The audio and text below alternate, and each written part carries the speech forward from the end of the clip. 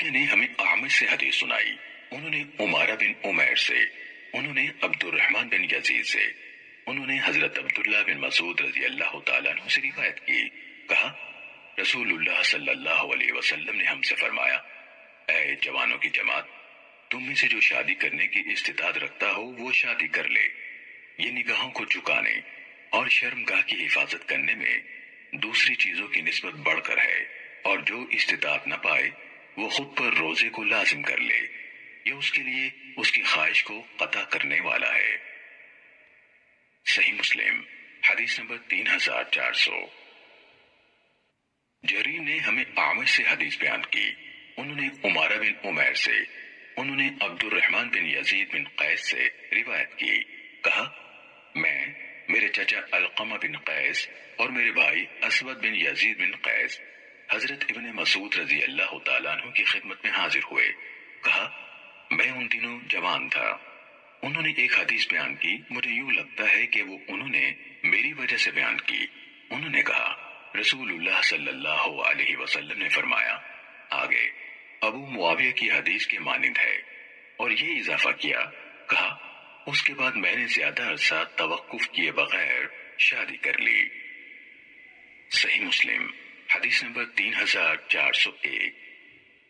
وکی نے ہمیں حدیث بیان کی، کہا ہمیں اعمش نے باقی ماندہ سابقہ سند کے ساتھ حضرت عبداللہ رضی اللہ تعالیٰ عنہ سے روایت کی۔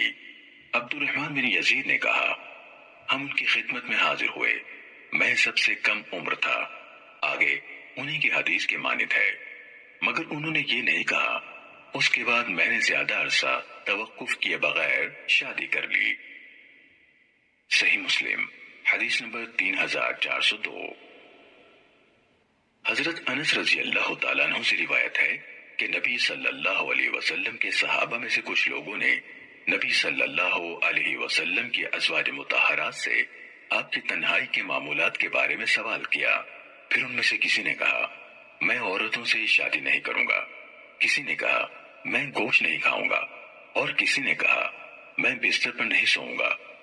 آپ کو پتہ چلا تو آپ صلی اللہ علیہ وسلم نے اللہ کی حمد کی، اس کی ثنا بیان کی اور فرمایا لوگوں کا کیا حال ہے، انہوں نے اس طرح سے کہا ہے، لیکن میں تو نماز پڑھتا ہوں اور آرام بھی کرتا ہوں، روزے رکھتا ہوں اور افطار بھی کرتا ہوں، اور عورتوں سے نکاح بھی کرتا ہوں، جس نے میری سنت سے رغبت ہٹا لی وہ مجھ سے نہیں۔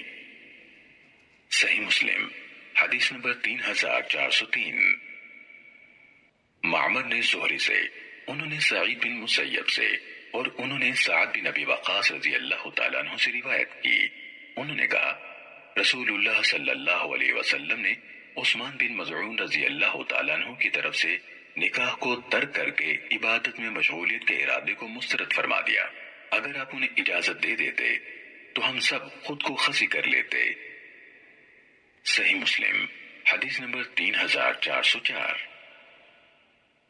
ابراہیم بن سعد نے ہمیں ابن شہاب زہری سے حدیث بیان کی، انہوں نے سعید بن مسیب سے روایت کی، انہوں نے کہا میں نے سعد سے سنا وہ کہہ رہے تھے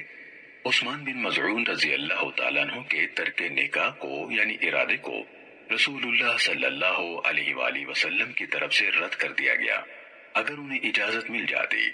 تو ہم سب خسی ہو جاتے۔ صحیح مسلم حدیث نمبر 3405۔